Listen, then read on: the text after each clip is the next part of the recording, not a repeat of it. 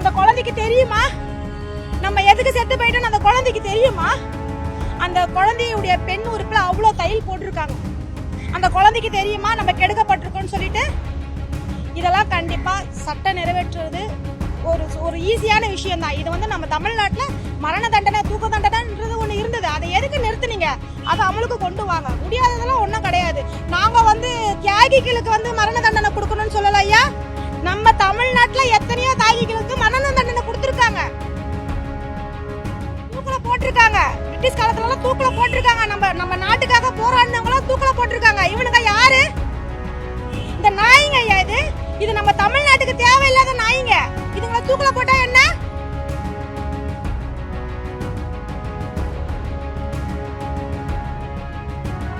இதெல்லாம் பண்ணாம அப்ப தண்டனைகள் எப்படி கடுமையாகும்? சரி, நீங்க ஒரு தண்டனை கொடுங்க. இப்ப நான் சொன்ன தண்டனை தேவையில்லை. அப்ப அவன் பாதிக்கப்படணும், தண்டனையும் அனுபவிக்கணும். அவன் வந்து இதுக்கப்புறம் எந்த ஒரு குழந்தையும் தொடக்கூடாது. அப்ப அதுக்கு என்ன? அதை முடிவெடுங்க. அதை நான் ஒத்துக்கிறேன். அது எனக்கு கரெக்டானதா இருக்கட்டும், நான் ஒத்துக்கிறேன். எனக்கு தேவை மரண தண்டனை கொடுக்கணும், அப்படி இல்லைன்னா ஆணூர் பருத்தி எடுக்கணும் ஐயா. இதுதான் என்னுடைய கோரிக்கை. நேற்றுக்கு மட்டும் தமிழ்நாட்டுல 5 குழந்தைங்களை பாலியல் வன்கொடுமை செஞ்சிருக்காங்க. அதுல 3 வயசு குழந்தை. அது எந்த நாடு? வடநாடுன்றாங்க, அது இதுன்றாங்க. எனக்கு அதெல்லாம் தேவையில்ல. ஆனா அது ஒரு 3 வயசு குழந்தை. அதுக்கு ஒரு உயிர் இருக்கு. அந்த குழந்தைய ஒரு காம கொடுறேன் அவ்வளோ ரணகலமாக்கி அதை கடிச்சு அந்த குழந்தையுடைய அந்த பெண் உறுப்புகள்லாம் நாசம் பண்ணி கெடுத்து அந்த குழந்தைய சாவடிச்சிருக்கலாம். இதுக்கு சட்டம் என்ன செய்யும்? இது தமிழ்நாட்டுல நேற்று வரைக்கும் 5 பிள்ளைனா இப்ப எத்தனை வருஷம் ஆண்டு காலத்துல எத்தனையோ பிள்ளைகள் இறந்துருக்கு. இந்த மாதிரி பண்ணிட்டு தான் இருக்கிறாங்க. கேட்டா நான் போக்சோ சட்டத்துல அரெஸ்ட் பண்றேன்றாங்க. போக்சோ சட்டத்துல அரெஸ்ட் பண்ணி என்ன பண்ணிருக்காங்க? கேட்டா நான் வெளியே வரலன்னு சொல்றாங்க. வெளியே வந்தாங்க, வரல. ஆனா மறுபடியும் வெளியே வந்தா திரும்ப இந்த தப்பை பண்ணதான் செய்வாங்க. இதே தப்பு தான் தூத்துக்குடியில 60 வயசு குழந்தைய கெடுத்துட்டு 60 வயசு பாட்டியை கெடுத்துட்டு மறுபடியும் வெளியே வந்து 17 வயசு சிறுமிய கற்பழிச்சிருக்காங்க. இது நடந்திருக்கு. இது எல்லாருக்குமே தெரியும். பொதுமக்களுக்கு தெரியணும், ஊடகமான உங்களுக்கு கண்டிப்பா தெரியும்.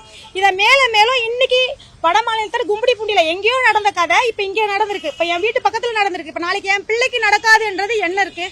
கண்டிப்பா நடக்கும். நானும் 12வது வகுப்பு படிக்கிற குழந்தைய வச்சிருக்கிறேன். ஒரு பொட்ட பிள்ளைங்களுக்கு வந்து 2 இடத்துலதான் பாதுகாப்பு இருந்தது. ஒன்னு தாயின் கருவறை, 2வது பள்ளி அறை. அந்த பள்ளி அறையிலயும் இப்ப குழந்தைங்களுக்கு சரி கிடையாது. ஒரு பள்ளிக்கூடம் நல்லா இருக்கு, அதை பாக்குறாங்க. அப்ப அந்த பொட்ட பிள்ளைங்க வந்து தாயின் கருவறையில தான் இருக்கணும்னாக்கா அப்ப அது அந்த காலத்துல வந்து பெண் சிசு கொலை பண்ணிருக்கலாமே. இந்த மாதிரி வந்து ஒரு குழந்தையா பிறந்து நாங்க அதை கஷ்டப்பட்டு வளர்த்து எல்லாம் பண்ணி இன்னைக்கு அந்த குழந்தைங்க எங்க கண்ணு முன்னாடி இவ்வளவு ஒரு கொடூரமா ஒரு வலியெல்லாம் தாங்கிக்கிட்டு இதுங்க சாகிறதுக்கு இதுங்க எங்க வயிற்றுலயே எங்களுடைய கருவறையிலேயே இறந்து போயிடலாம். இது சட்டம் வந்து எல்லாருமே சொல்றாங்க, இந்த சட்டத்தை நாங்க கொண்டு வருவோம், நாங்க சட்டத்தை கொண்டு வருவோம், இதுக்கு கடுமையான தண்டனைகள் இருக்கு. என்ன கடுமையான தண்டனைகள் கொடுத்துட்டீங்க சொல்லுங்க? தமிழக அரசு என்ன கடுமையான தண்டனை கொடுத்துருச்சு? ஒரு கடுமையான தண்டனைனா நான் காவல்துறையை எந்த ஒரு காரணத்தை கொண்டு நான் குறை சொல்ல விரும்பல. காவல்துறை ப்ரொசீஜரா பண்ணுவாங்க, அது என்னவோ கொண்டு போய் கொடுப்பாங்க. அப்ப நீதி கொடுக்கறது சட்டமன்றம் தான், இது நீதிபதிகள் தான். ஐயா ஹைகோர்ட்டோ எந்த கோர்ட்டோ அந்த நீதிபதிகள் தான் அதுக்கான நீதி வழங்கணும். அவங்க கிட்ட நான் நீதி கேட்கறது என்னன்னா, என்னைக்கு தூக்கு தண்டனையை ரத்து செஞ்சீங்களோ அன்னைத்துல இருந்துதான் இந்த அசம்பாவிதங்கள், இந்த அநியாயங்கள் நடக்கிறது. அதனால வந்து தூக்கு தண்டனையை மறுபடியும் கொண்டு வரணும். இல்லையா இந்த மாதிரி குழந்தைகளை பாலியல் வன்கொடுமை பண்றதுக்கு ஆணுறுப்பை அறுத்து எடுக்கணும். இது என்னுடைய ஒரு தாயா. இதுல வந்து நான் எந்த கட்சியும் சாரல, எந்த ஒரு இதுவும் சாரல. என்னுடைய பொம்பளை பிள்ளை நேற்று இறந்தது, அதுவும் என்னுடைய பொம்பளை பிள்ளை தான். இதுக்கு முன்னாடி இறந்ததும் அதுவும் என்னுடைய பிள்ளை தான். நான் ஒரு குழந்தை வச்சிருக்கேன், நான் ஒரு தாய். அதனுடைய வருத்தம் எனக்கு தெரியும். இந்த மாதிரி எத்தனையோ தாய்கள், பாதிக்கப்பட்ட தாய்கள் கூட யாருக்கிட்ட போறது, எப்படி போறதுன்னு தெரியாம இருக்கிறாங்க. ஏன் இவ்வளவு தெரிஞ்ச நானே நேற்றுக்கு கோர்ட்ல 2 மணி நேரம் நின்றேன். மாலை மலருடைய பேப்பர் வச்சுக்கிட்டு 2 மணி நேரம் நின்றேன். என்னை யாருமே என்னன்னு கூட கேட்கல. கடைசியா ஒரு இன்ஸ்பெக்டர் வந்து நீங்க நிக்க கூடாது, அது பண்ணக்கூடாது, என்ன திறத்துதான் பாக்குறீங்க. அப்ப சட்டம் எப்படி நிறைவேற்ற போறீங்க? நாங்க பாதிக்கப்பட்டிருக்கோம், தாய்மார்கள் பாதிக்கப்பட்டிருக்கோம். எங்க வீட்டு பிள்ளைங்களை பாலியல் வன்கொடுமை பண்ணி கொலை பண்றாங்க. பாண்டிச்சேரியில பண்ணிருக்காங்க, எல்லா இடத்துல பண்ணிட்டு இருக்காங்க, இதுக்கப்புறமா பண்ணுவாங்க. அப்ப நீங்க என்னதான் பண்ண போறீங்க? இதே மாதிரிதான் புரோட்டோகால் இல்ல இதை நாங்க சட்ட ஒழுங்கா கொண்டு வருவோம் அப்பெல்லாம் கிடையாது ஐயா. நான் போராட்டம் பண்ணுவேன்.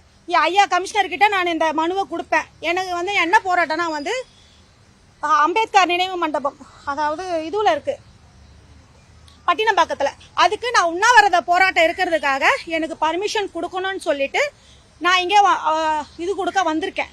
எனக்கு அவங்க பர்மிஷன் கொடுக்கலன்னா கண்டிப்பா நான் தர்ணா போராட்டம் பண்ணுவேன். இதே ரோட்ல என்னோட உயிரை மாச்சாலும் மாய்ப்பேனே தவிர நான் இங்க இருந்து ஒரு முடிவு இல்லாத போக மாட்டேன்.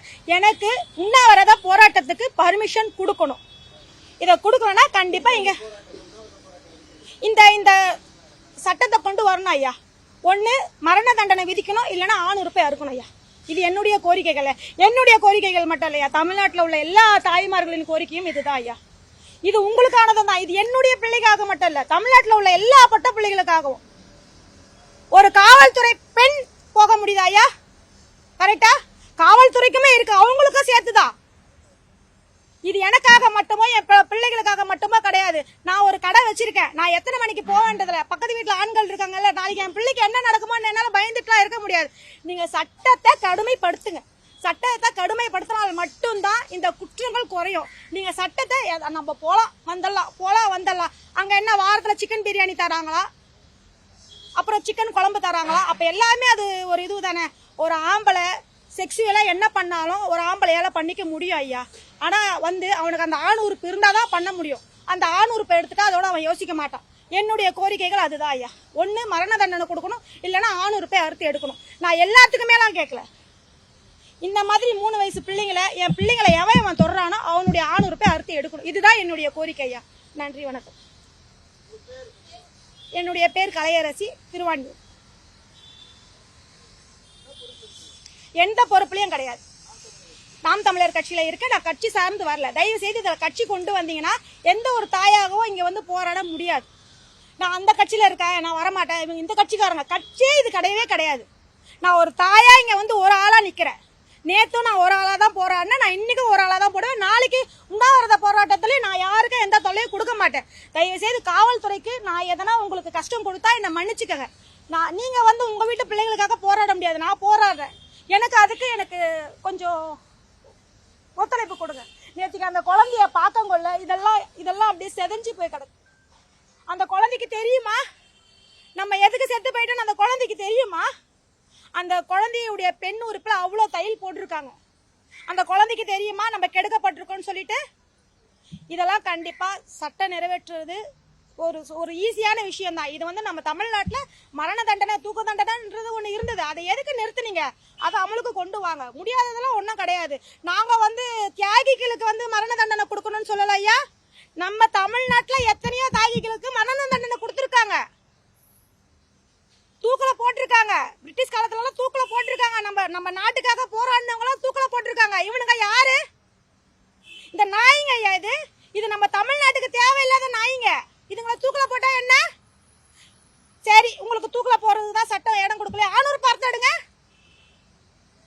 அப்ப இதெல்லாம் பண்ணாம அப்ப தண்டனைகள் எப்படி கடுமையாகும்? சரி, நீங்க ஒரு தண்டனை கொடுங்க. இப்ப நான் சொன்ன தண்டனை தேவையில்லை. அப்ப அவன் பாதிக்கப்படணும், தண்டனையும் அனுபவிக்கணும். அவன் இதுக்கப்புறம் எந்த ஒரு குழந்தையும் தொடக்கூடாது. அப்ப அதுக்கு என்ன? அதை முடிவெடுங்க. அதை நான் ஒத்துக்கிறேன். அது எனக்கு கரெக்டானதா இருக்கட்டும், நான் ஒத்துக்கிறேன். எனக்கு தேவை மரண தண்டனை கொடுக்கணும், அப்படி இல்லைன்னா 600 ரூபாய் அறுத்து எடுக்கணும் ஐயா. இதுதான் என்னுடைய கோரிக்கை.